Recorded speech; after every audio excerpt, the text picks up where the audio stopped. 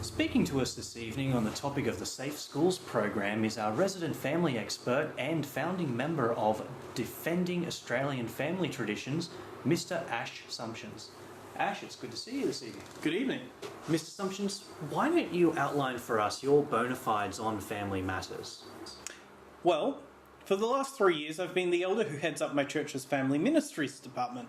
I'm married with 2 perfect and planned children and 1 blessing from God. A fairly typical middle-class Australian family. Mum, dad, 2 kids and an accident. Plain old vanilla, as my mum would say. None of that salty caramel in our household. Heaven forbid. So what particular aspect of Safe Schools has Defending Australian Family Traditions up in arms? Well, our concern with this program is that it's not what we're being told.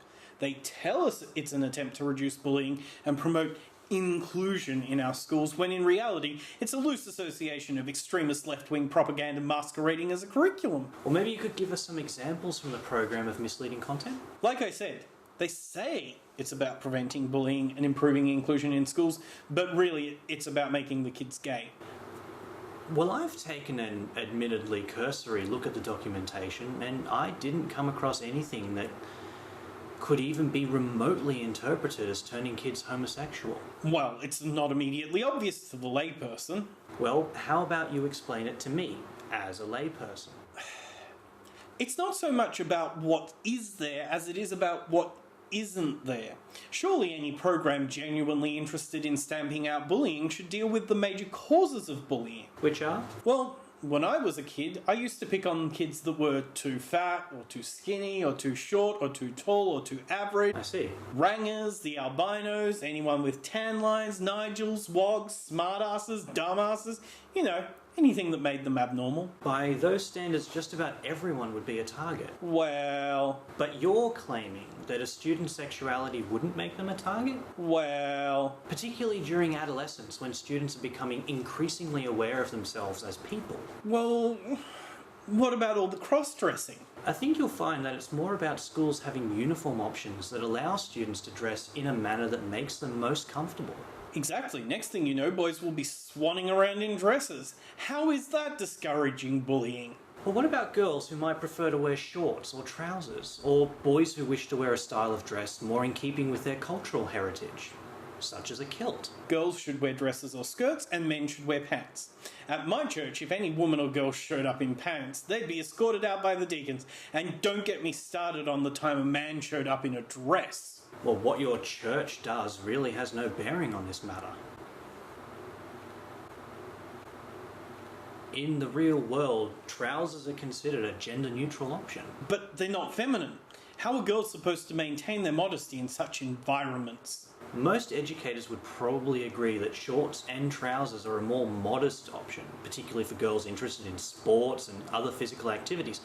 Even many religious schools have eliminated gendered sports uniforms. Well, let's try something else. What other parts of the program are you objecting to? The role-playing. That's not something I want my kids exposed to at school.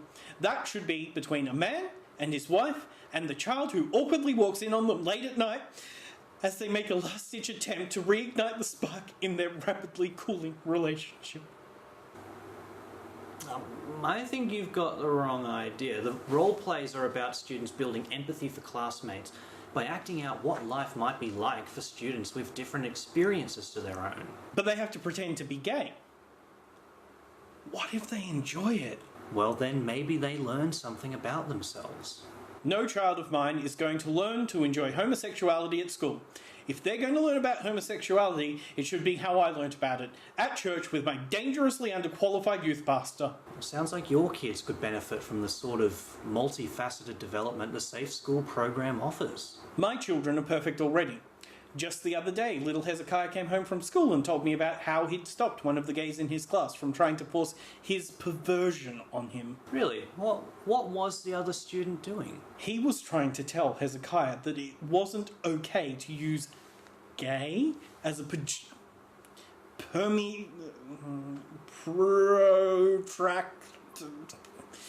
as an insult.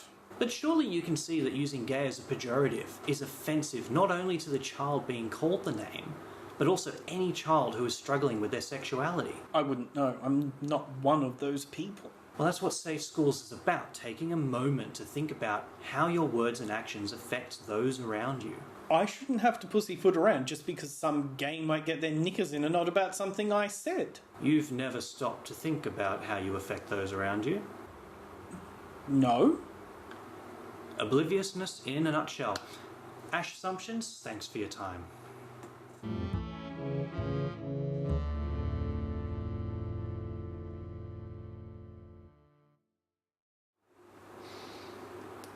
Ash, you really are a piece of shit. Hey, that's offensive to effluent. Thanks guys for watching. Don't forget to like, No. share, Nuh-uh. subscribe. Not doing it.